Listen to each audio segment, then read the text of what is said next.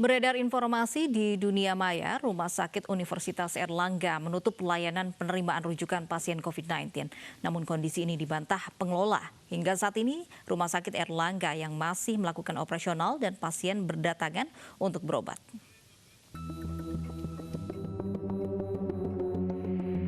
Suasana di Rumah Sakit Universitas Erlangga Surabaya terlihat normal. Pintu gerbang utama dibuka dengan penjagaan dari petugas keamanan rumah sakit. Masyarakat juga lalu lalang keluar masuk rumah sakit. Pagi ini tidak ada yang berbeda dengan kondisi sebelumnya yang terlihat masih seperti biasanya. Berbeda dengan beredarnya kabar Rumah Sakit UNER akan menghentikan operasionalnya selama 2 minggu, menyusul puluhan tenaga medis dan dokter yang terinfeksi virus corona. Tidak tanggung-tanggung kabar yang beredar sebanyak 60 orang tenaga kesehatan dan dokter yang terinfeksi. Gubernur Jawa Tengah Khofifah Indar Parawansa bergerak cepat dalam penanganan COVID-19. Salah satunya berupaya maksimal dengan mendatangkan bantuan 2 unit mobil PCR dari gugus tugas COVID-19 pusat sehingga diharapkan mampu meningkatkan efisiensi dan mempercepat proses pemeriksaan swab test. Kapasitas 1.600 sampel swab per hari dan mobil akan berkeliling ke sejumlah daerah di Jawa Timur. Melalui teknologi yang tersedia dalam PCR, proses identifikasi spesimen dapat diketahui hasilnya hanya dalam waktu 40 menit. Kecepatan tes ini diharapkan bisa membantu gugus tugas Jawa Timur melakukan pemeriksaan secara masif. Kita mendapatkan support dari gugus tugas pusat tambahan 8 mesin yang kapasitas maksimumnya itu menjadi 1.600. Saat ini sudah tersupport 2 mobil dengan masing-masing 4 mesin PCR test, masing-masing 200 kapasitas maksimum. Kalau 2 shift bisa 400, jadi ini insya Allah tambahannya berlipat-lipat. Jawa Timur merupakan provinsi dengan tingkat kasus positif COVID-19 tertinggi kedua di Indonesia. Saat ini kasus positif COVID-19 di Jawa Timur sudah mencapai 4.142 kasus. Dengan mobil PCR ini diharapkan mampu mempercepat penanganan COVID-19 di Jawa Timur. Dari Malang dan Surabaya, Yuda Prawira, Denny Irwansyah, iNews melaporkan. Sebagai garda depan penanganan virus corona, kiprah tenaga kesehatan tak perlu diragukan. Mereka bahkan rela bekerja tanpa lelah dan jauh dari keluarga demi menangani pasien corona. Ironisnya, sebagian tenaga medis justru belum mendapatkan hak mereka secara penuh, termasuk gaji dan insentif yang dijanjikan. Kemarin kita telah rapat dan telah diputuskan, telah dihitung oleh Menteri Keuangan bahwa akan diberikan insentif bulanan kepada tenaga medis. Dokter spesialis akan diberikan 15 juta, dokter umum dan dokter gigi akan diberikan 10 juta, bidan dan perawat akan diberikan 7,5 juta, dan tenaga medis lainnya akan diberikan 5 juta. Kemudian juga akan diberikan santunan kematian sebesar 300 juta. Inilah janji yang pernah diucapkan Presiden Joko Widodo Maret lalu untuk para tenaga kesehatan yang bertugas di garda terdepan penanganan virus corona. Pemerintah memberikan insentif bulanan kepada para dokter, perawat, dan tenaga kesehatan yang merawat pasien corona. Besaran insentif untuk dokter spesialis sebesar 15 juta rupiah, untuk dokter umum dan dokter gigi 10 juta rupiah, bidan atau perawat 7,5 juta rupiah, dan tenaga medis lainnya 5 juta rupiah. Sementara itu, tenaga medis yang meninggal dunia akan diberi santunan 300 juta rupiah. Kebijakan berlaku hanya di daerah yang menyatakan tanggap darurat virus corona. Ironisnya hingga saat ini belum semua tenaga kesehatan mendapatkan hak mereka. Jangankan insentif yang dijanjikan, gaji dan tunjangan hari raya tak merata didapatkan para tenaga kesehatan.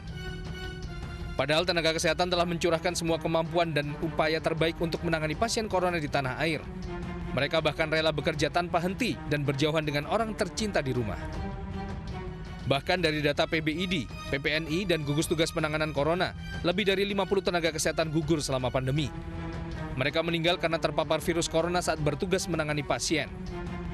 Dan kini saat pemerintah tengah mewacanakan untuk memulai kenormalan baru, tenaga kesehatan masih menjadi andalan di garda terdepan penanganan kasus corona. Karena hingga saat ini masih tercatat 23.851 pasien positif corona di tanah air yang membutuhkan penanganan medis. Tim Liputan iNews melaporkan. Dan untuk mengetahui lebih jelas mengenai gaji perawat yang bekerja membantu pasien corona belum dibayar, kita sudah tersambung dengan Ketua Umum DPP Persatuan Perawat Nasional Indonesia atau PPNI, Bapak Harif Fadilah. Selamat siang, Pak Harif. Selamat siang, Mbak Lofi. Pak Harif, ini apakah benar gaji para perawat ini belum dibayarkan? Kita harus bedakan gaji, insentif, THR. Jadi kalau gaji itu rutin biasanya kalau di PNS kan di awal bulan, kalau swasta di akhir bulan, Mbak. Jadi yang mungkin yang perlu dibahas di sini adalah soal insentif ya. Nah, kalau insentif itu saya sudah mendapatkan informasi bahwa telah dibayarkan itu dari pemerintah itu hari Jumat sebelum Hari Raya Idul Fitri. Nah, terutama yang sudah itu di Wisma Atlet. Dan saat ini yang di rumah sakit rujukan maupun rumah sakit yang ditunjuk pemerintah itu mungkin sedang diproses di rumah sakit masing-masing. Dan mudah-mudahan dalam waktu dekat segera keluar, Mbak. Itu informasi untuk insentif ya. Kalau gaji saya kira sangat tergantung. Kalau ASN ya tidak ada masalah ya. Tetapi kalau yang swasta itu ada beberapa yang sudah mulai membayar 50% dari gaji ya, mengurangi jam kerja, merumahkan dan lain sebagainya itu. Ada seperti itu yang informasi masuk ke kami. Kalau THR, memang kami membuka khusus hotline pengaduan tentang THR. Jadi agak berbeda dengan gaji ataupun insentif. Kalau THR ini adalah memang betul-betul tunjangan hari raya dan keagamaan yang menjadi kewajiban pemberi kerja kepada pekerja yang ada di bawahnya itu untuk memberikannya. Nah, dengan syarat dia satu bulan bekerja itu harus sudah wajib diberikan. Nah, kami buka pemantauan itu. Dan dari data pemantauan seminggu sebelum Hari Raya sampai dengan seminggu setelah Hari Raya, ini belum selesai pemantauan kita, itu sudah lebih dari angka 300 pengaduan yang kami dapat. Dalam bentuk satu, tidak THR belum diberikan atau tidak diberikan. Yang kedua, THR diberikan sebagian. Yang ketiga ada THR yang diberikan tapi mencicil. Nah, itu kira-kira bentuk pengaduan yang kami dapat, Mbak. Baik, tapi betul ada keterlambatan insentif yang harusnya dibayarkan untuk para perawat ini ya, Pak? Khusus insentif ya, saya kira kami sudah lama bertanya kepada Kementerian Kesehatan dan beberapa DPR juga, tetapi memang kalau saya lihat prosesnya tidak begitu mudah karena memang satu harus ada pedoman rupanya di Kementerian Kesehatan. Alhamdulillah pedoman sudah dikeluarkan melalui keputusan Menteri Kesehatan. Setelah pedoman jadi rupanya harus juga ada juknis ya. Juknis itu kan berisi pembagian insentif itu berdasarkan beban dan proporsi ya hari kerjanya mereka gitu. Karena memang kebijakan pemerintah itu untuk yang diberikan insentif itu tergantung misalnya perawat yang 10 hari kerja dalam 20 hari kerja dengan 20 hari kerja dalam 20 hari kerja itu berbeda. Jadi hitungan-hitungan itu memerlukan juknis. Dan setelah juknis itu ada, maka itu pimpinan fasilitas pelayanan, direktur rumah sakit atau kepala dinas kesehatan itu baru mengusulkan kepada Kementerian Kesehatan. Jadi memang prosesnya seperti itu barangkali keterlambatannya, Mbak. Baik, artinya memang ada mekanisme yang harus dilalui untuk pencairan insentif ini. Kalau untuk besaran variasi insentif yang terlambat dibayarkan ini besarannya berapa saja, Pak?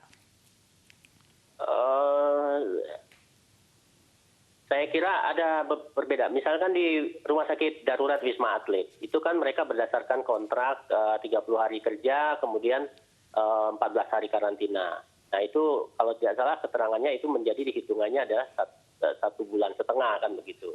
Nah kalau di rumah sakit rujukan atau rumah sakit pemerintah yang ditunjuk itu kan berdasarkan satu beban jumlah pasien, kemudian juga hari kerja mereka lakukan dalam 1 bulan. Ya, itulah menjadi faktor penghitungnya, Mbak.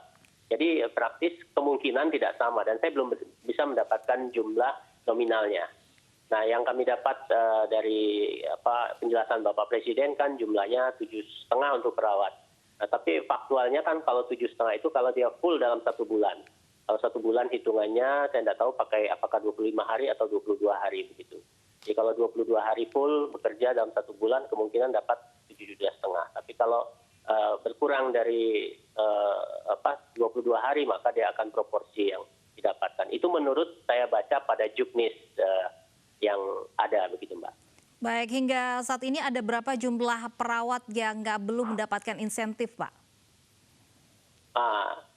Itu juga saya tidak bisa memberikan jumlahnya, cuma yang kami dapat itu yang sudah menerima itu ada di Rumah Sakit Darurat Wisma Atlet, itu sudah sebagian besar, karena yang belum dapat karena ada hambatan, nomor rekening salah dan lain sebagainya.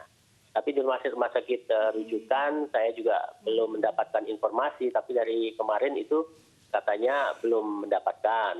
Hanya saja memang penjelasan dari Kementerian Kesehatan itu Jumat sudah dibayarkan. Nah, kemungkinan sedang berjalan prosesnya administrasi yang ada di rumah sakit masing-masing. Saya berharap dalam 1-2 hari ini mereka sudah mendapatkan insentifnya. Begitu, Mbak. Baik, ada upaya lain Pak Harif ini untuk mempercepat pencairan insentif untuk para perawat ini? Ya, saya kira dari awal COVID ini sebenarnya kami PPNI atau perawat itu belum memikirkan yang namanya insentif itu, Mbak.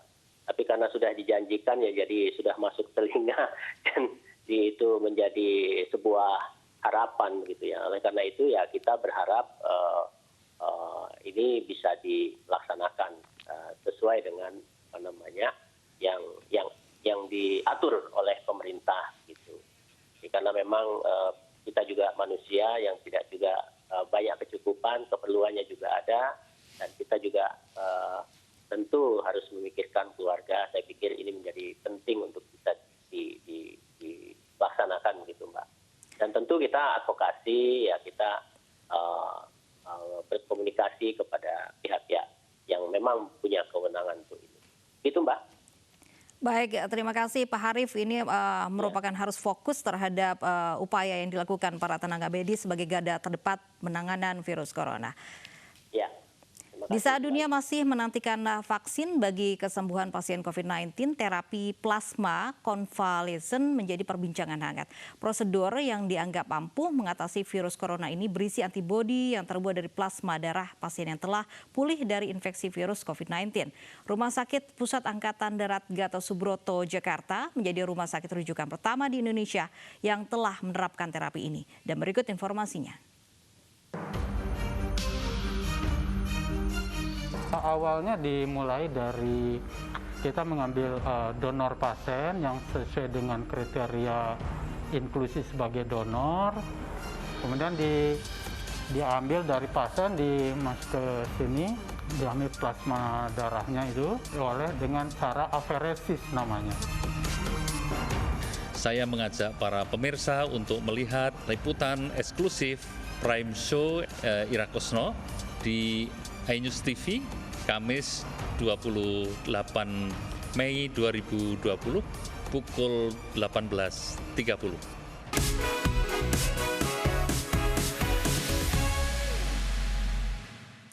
Saksikan informasi selengkapnya di Prime Show with Ira Kusno hari ini Kamis 28 Mei 2020 pukul 18.30 waktu Indonesia Barat. Jelang sekolah kembali dibuka, ratusan anak-anak di Indonesia terpapar corona. Informasinya akan kami hadirkan usai jeda.